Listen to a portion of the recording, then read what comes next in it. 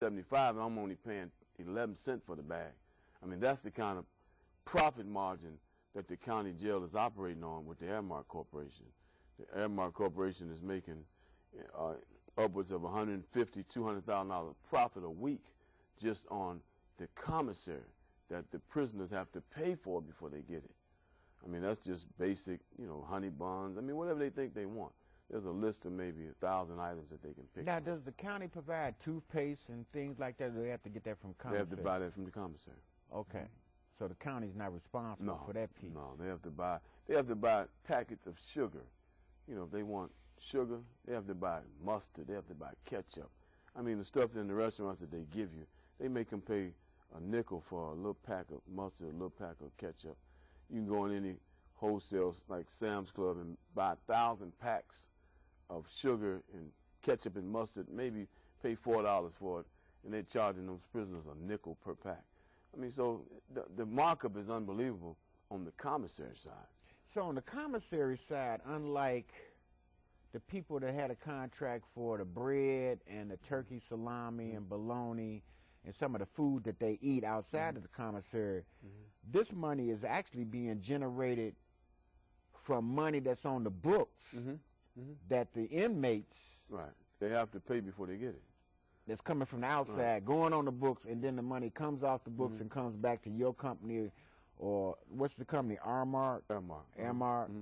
So this is scandalous, and I would have to say anybody that's watching this program that if you think that this businessman, Harold Davis, is crazy because he passed up $17,000 a month versus having a legitimate business where his company should have made $12 million. That's crazy because most people we know about end up in jail on deals like this, and there's probably some people out here should have went to jail that may have never gotten caught because it was business as usual. I mean, it's enough that they tax the prisoners. They're not taxing the prisoners. They're taxing the girlfriends, the mothers, the relatives, because they have to put that $100, $150 on the books before they get this merchandise. And so it's just like the phone system. You know, they call, collect, and they want $10 for the first minute.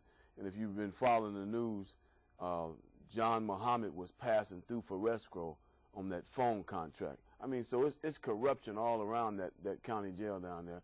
That they found this guy, John Muhammad, supposedly was near death, and he was on the phone as a subcontractor for the phones with Tony Resco. And so, I mean, it's unfortunate that the family members are being taxed. And and we got poor people. Poor people.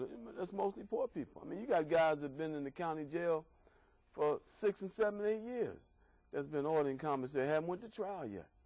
And so I mean, if black people stop committing crimes in this country will actually go under, because of the money that's made in the prison system is unbelievable.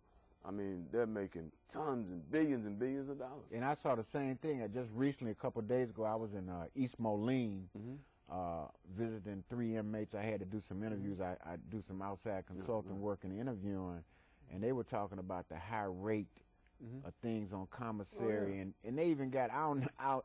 It's funny, you know, the guy said they had to send some money back because somebody made a mistake, sent him $80, but by being over 50, the money was sent back, and then he's got to send either 2 $40 money orders or a 50 and a 30. Yeah, right.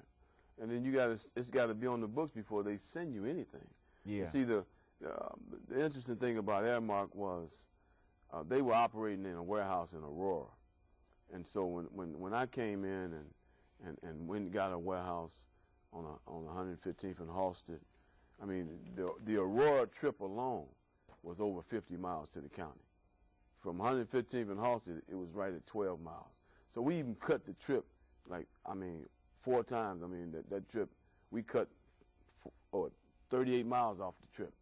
You know, going to Aurora, coming from Aurora into the county jail was over 50 miles. But coming from 115th and Halsted to the county jail was like 12 miles. Okay. And so all of that, and in the warehouse that they were in, in Aurora,